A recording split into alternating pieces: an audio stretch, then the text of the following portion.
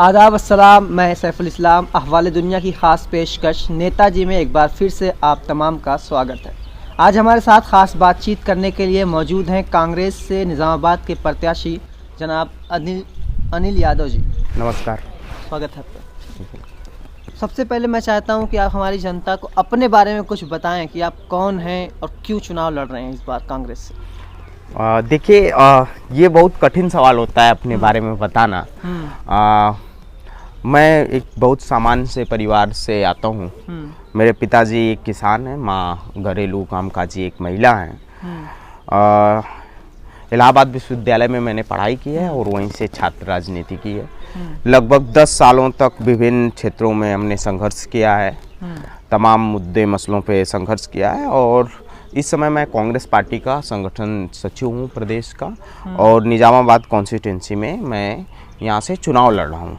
जो सबसे अहम सवाल है, मैं सोच रहा था कि आप इंटरव्यू के लास्ट में पूछेंगे कि आप चुनाव क्यों लड़ रहे हैं, आप राजनीति में क्यों हैं। मैं ये चाहता हूँ कि ये सवाल जनता अपने नेताओं से पूछना शुरू करे कि आप चुनाव क्यों लड़ रहे हैं। अगर आप ठेकेदारी करते हैं तो ठेकेदारी करो, आप डॉक्टरी करते हैं तो डॉक्टरी करो, ठीक, आप इंजीनियर हो तो इंजीनियरिंग करो। लेकिन आप सियासत में कोई दूसरे पेशे से आ रहे हो, आपका स्वागत है, लेकिन आपको राजनीति में एक उद्देश्य, एक आइडियोलॉजी के साथ, एक विचारधारा के साथ आना पड़ेगा। मेरा अपना खुद का मानना है कि जब छात्र राजनीति में हम सियासी तौर पे सक्रिय हो रहे थे, हमारी परवरिश जिस स्कूल में हुई है, जिस सियासत के स्कूल में हुई है, वहाँ हमको ये सिखाया गया है कि सबसे ज़रूरी चीज़ होता है इंसाफ, इंसाफ के लिए लड़ना। मेरा खुद का मानना है कि मैं राजनीति में इसलिए हूँ कि जिस तरीके से हम, आप या तमाम लोग जितनी आसानी से सांस ले लेते हैं, उतनी आसानी से लोगों को इंसाफ मुहैया हो सके, लोगों को इंसाफ मिल सके।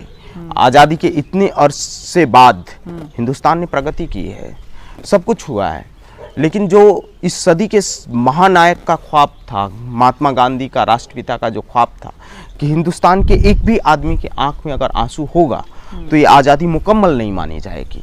तो उसी ख्वाब के लिए लड़ रहे हैं, इसीलिए राजनीति में है, इसीलिए चुनाव लड़ रहे हैं। जनता आप पे भरोसा क्यों करे? आपने इससे पहले कुछ काम किया है, ऐसा कोई ऐसा आंदोलन, कुछ ऐसी चीज़ आजमगढ़ के लिए या कहीं के लिए जिससे आप पे जनता भरोसा करे? देखिए, आंदोलन किसी एक क्षेत्र के लिए तो होता नहीं है। छात्र राजनीति में जब हम थे तो त्रिस्तरीय आरक्षण का आंदोलन था और अखिलेश यादव की गवर्नमेंट थी। दलितों पिछड़ों के जो लोग मसीहा बन रहे हैं, जो दलितों पिछड़ों के नाम पे वोट मांग रहे हैं, जो सत्ता में आते हैं तो दलितों पिछड़ों के साथ इनका किस तरीके का व्यवहार होता है, वो हमने देखा है। हमने अखिलेश यादव के समय में सड़कों पर लाठियां खाई हैं, जेल देखा है आरक्षण के सवाल पे। या फिर जो अकलियत समाज का, मुसलमानों का वोट लेना चाहते हैं इस नाम से कि भाजपा को हराना है, लेकिन जब अखिलेश यादव की सरकार थी तो मुजफ्फरनगर दंगा हुआ। मुजफ्फरनगर के दंगे के दौरान हम विक्टिम के बीच में, पीड़ितों के बीच में हम थे। या फिर तमाम जो बच्चे बेगुनाह थे उनको अखिलेश यादव के समय में जेलों में डाला गया। वो सवाल नहीं उठता, इस मतलब सिर्फ भाजपा हराने के शोरगुल में बंद हो जाता। उस आंदोलन में मैं रहा हूँ। खास करके आजमगढ़ की बात किया जाए तो आजमगढ़ में आप जानते होंगे, आप पत्रकार हैं, सियासी दुनिया में आप दिलचस्पी रखते होंगे, तमाम जगह उत्पीड़न होती है, लोगों का दमन होता है। तो आजमगढ़ में पलिया में जब दलितों का घर गिराया गया था, 4 दलितों का घर, पुलिस प्रशासन ने, यहाँ का जो गुंडा एसपी था सुधीर सिंह, उसने गिरवा दिया। उसके बाद इसी आजमगढ़ में मैं 6 दिन की भूख हड़ताल पे था। 6 दिन की लंबी भूख हड़ताल के बाद उत्तर प्रदेश का पहला ऐसा मामला था जिसमें पुलिस घुटने पे आई। पूरा जो वहाँ का थाना था वो सस्पेंड हुआ, ट्रांसफ़र हुए कुछ लोगों के, और पुलिस को, उस परिवार को मुआवजा देना पड़ा। तो जो, या फिर सत्यमेव प्रधान थे, उनकी हत्या हुई, उस आंदोलन में हम लोग थे। अभी आप जानते होंगे कि एक लेखपाल दंपत्ति की हत्या हो गई थी। खैर वो बाद में मालूम चला कि वो उनका पारिवारिक मसला था। उसमें भी हम जब वहाँ पहुँचे थे, कोई नेता नहीं गया था। दलितों का वोट सबको चाहिए, लेकिन कोई जाता नहीं है। मैं जब वहाँ गया था तो यहाँ के प्रशासनिक अधिकारी जो एसपी थे, एसपी 3 किलोमीटर दूर खड़े थे, डीएम का आता पता नहीं था। मैंने वहाँ से जाके फ़ोन किया कि भाई आपको डीएम साहब आजमगढ़ के दलितों से इतनी मानवता रखनी पड़ेगी, आपको आना पड़ेगा। और वहाँ डीएम को जाना पड़ा। तो मैं लंबे अरसे से बिना किसी नफ़ा नुकसान के, आंदोलनों का कोई नफ़ा नुकसान नहीं होता, कोई सियासत नहीं होती है आंदोलनों की, तो लंबे समय से आंदोलनों से जुड़ा रहा हूँ।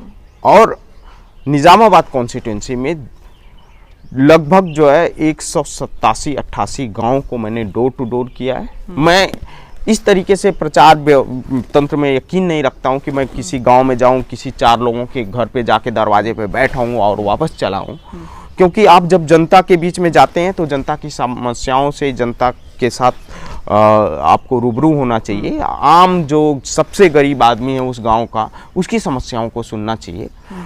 तो मैं डोर टू डोर किया हूँ, तो इस विधानसभा की समस्याओं को अच्छे से जानता हूँ। आपने 2 हफ्ते पहले एक इंटरव्यू में कहा था कि आप 187 या 85 गाँव में मतलब टहल चुके हैं, वहाँ तो भ्रमण हो चुका है, और 2 हफ्ते के बाद भी अभी वही पड़ा है। मतलब क्या रुक गया है क्या आपका भ्रमण? नहीं, भ्रमण नहीं रुका है। हाँ। हम 187 गाँव की बात कर रहे हैं, हम इसलिए कह रहे हैं कि 187 को उस समय हमने डोर टू डोर किया था। अभी फिलहाल हम 1 हफ्ते से अपनी रणनीति थोड़े बदले हैं।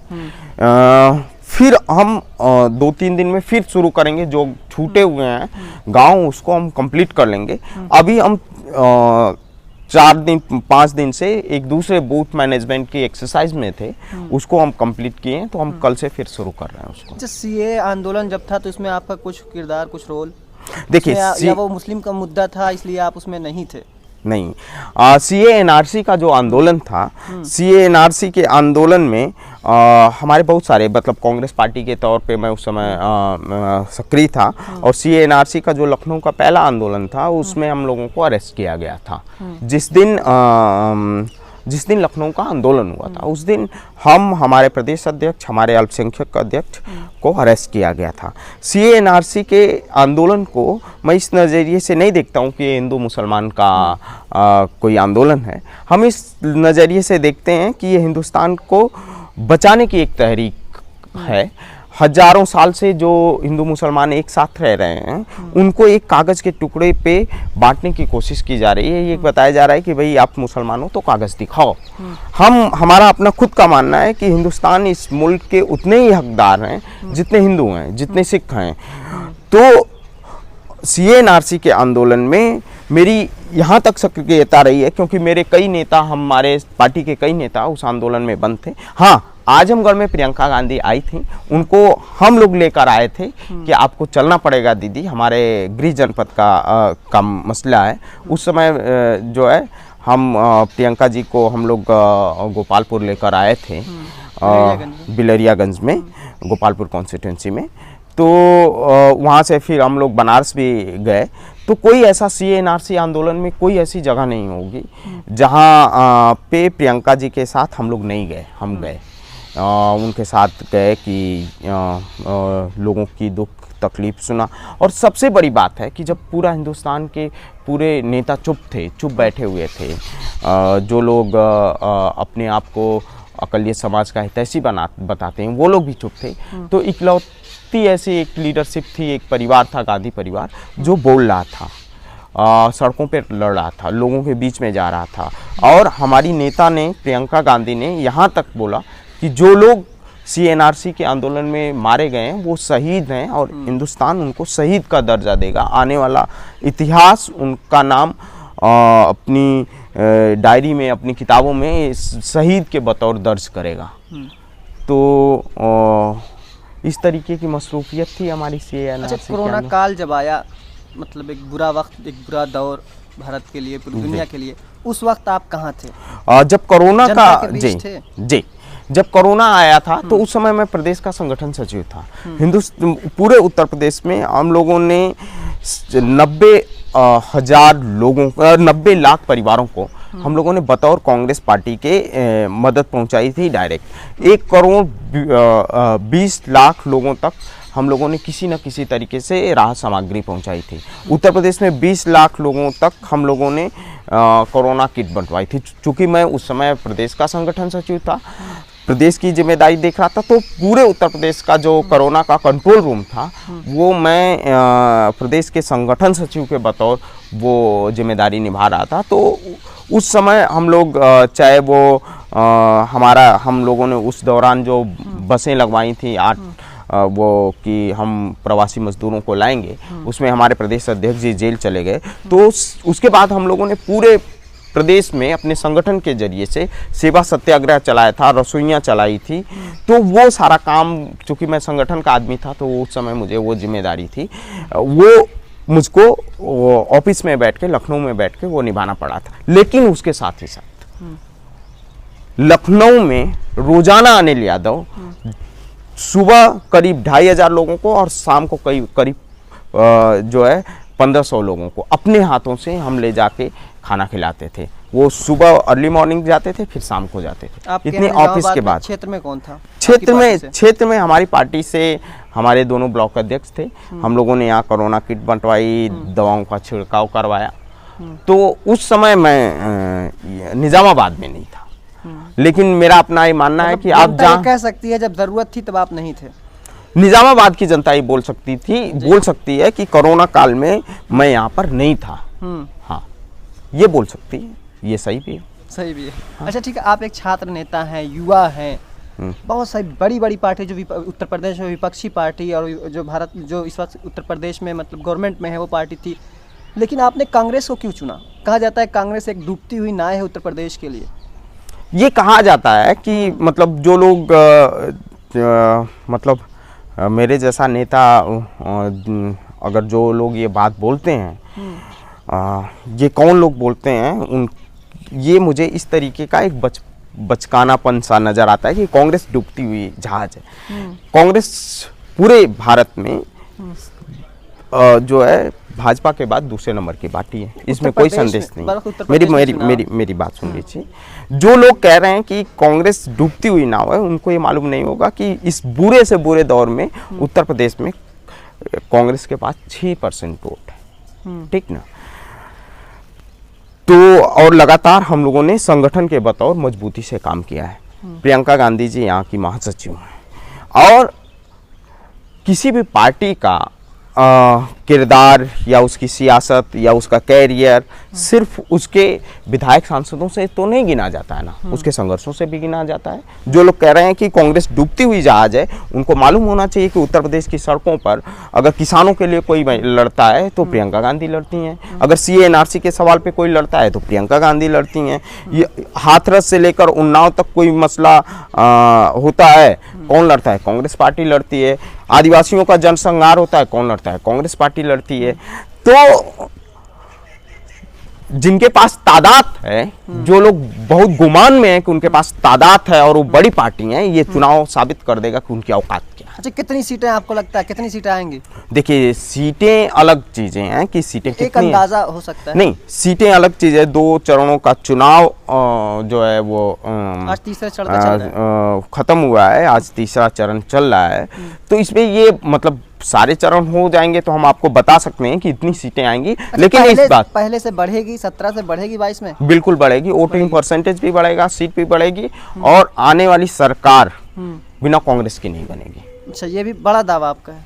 हाँ, आने वाली सरकार नहीं, भाजपा के साथ अखिलेश जी जा सकते हैं, मायावती जी जा सकती हैं, कांग्रेस तो नहीं जा सकती। कांग्रेस खत्म हो जाएगी लेकिन भाजपा के साथ तो नहीं जा सकती। हमारा वैचारिक लड़ाई, हमारी सत्ता की लड़ाई तो नहीं है ना। समाजवादी पार्टी की सरकार बन रही है? नहीं, मैं ये तो नहीं कह रहा हूँ।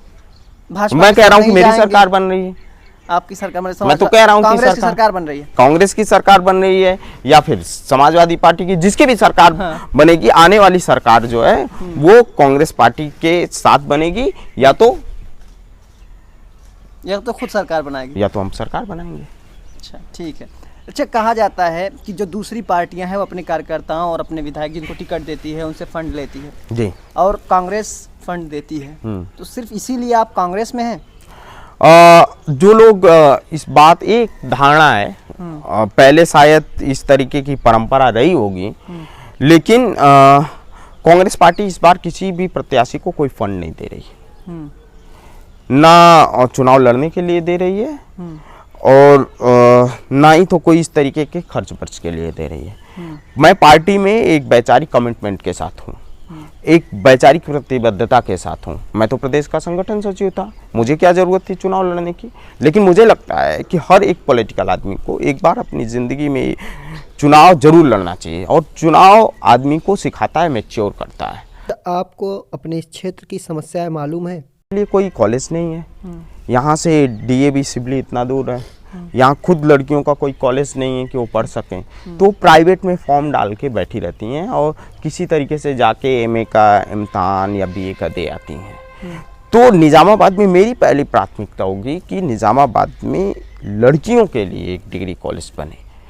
साथ ही साथ निज़ामाबाद में आप शायद घूमे होंगे, आप यहीं के रहने वाले हैं तो जाहिर सी बात है कि जानते होंगे, पूरे निज़ामाबाद में कोई एक ऐसा अस्पताल नहीं है जिसमें आपका एक्सरे हो जाए सरकारी, ठीक ना।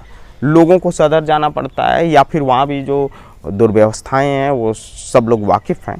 तो निज़ामाबाद में जो स्वास्थ्य की समस्या है खास करके लोगों की, उसको दूर करने के लिए हम लड़ेंगे और यहाँ पे एक 100 बेड का एक अच्छा अस्पताल बनवाएंगे ताकि लोगों का इलाज हो सके। तीसरी महत्वपूर्ण बात है कि मैं सुबह रोज़ाना अर्ली मॉर्निंग उठता हूँ और ऐसे ही चला जाता हूँ।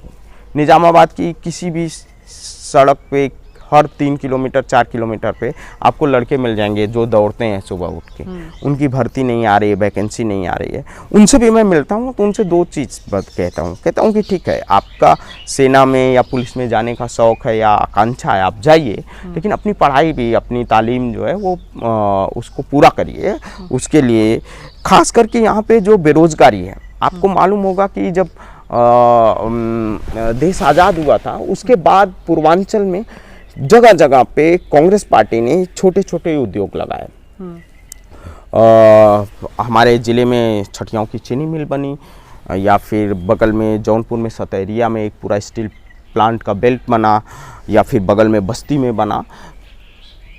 लेकिन हम लोगों के इस इलाके से सबसे ज़्यादा पलायन है। गांव में आप चले जाएंगे 10 बजे के बाद, तो या ऐसे भी जाएंगे, गांव के गांव खाली हैं, या तो नौजवान बेचारे सड़कों पे दौड़ के सो जाते हैं या फिर वो लुधियाना दिल्ली चले जाते हैं। तो यहाँ पे जो रोज़गार की समस्या है उसको दूर करेंगे, अच्छे प्लांट लगवाएंगे लड़बेड़ के यहाँ पे, खास करके, या फिर जो खेती किसानी से चीज़ें जुड़ी हुई हैं उसके लिए लड़ेंगे, यहाँ के लाल मिर्च के लिए लड़ेंगे, यहाँ के जो मिट्टी का बर्तन है उसके लिए लड़ेंगे, यहाँ कटहल का जो एक इलाके में वो उत्पादन मतलब पैदावार होती है उसके लिए लड़ेंगे। और आपको मालूम होगा कि पूरे मतलब आजमगढ़ में मैं और दावे के साथ कह सकता हूँ कि निज़ामाबाद एक ऐसी कॉन्स्टिट्यूंसी है जहाँ किसानों के लिए अच्छे काम करने के लिए बहुत सारे आइडिया प्लान बनाए जा सकते हैं। जैसे आम की पट्टी, पूरे निज़ामाबाद में जो ये मिर्ज़ापुर बेल्ट है, ब्लॉक है, इसमें आम की बागानें हैं जो आज से 50 साल 60 साल पहले लगाई गई और पिछले 20 साल से लगभग बंद है। 20 साल से नए बाग कोई नहीं लगे हैं। क्यों नहीं लगे? क्योंकि सरकारों ने उनको मदद नहीं पहुंचाई। तो हम कोशिश करेंगे जो कि आम के किसान हैं उनको भी मदद पहुंचाई जा सके। तो ये सब मसले हैं, ये सब मुद्दे हैं, जो शिक्षा का मसला है, रोज़गार का मसला है, स्वास्थ्य व्यवस्थाओं का मसला है। इसी मसले पे राजनीति करेंगे और इसी के लिए लड़ेंगे भिड़ेंगे। अच्छा, अभी जिस तरीके से क्षेत्र में आप भ्रमण कर रहे हैं पिछले 8 महीने से, उससे पहले तो नहीं थे ना?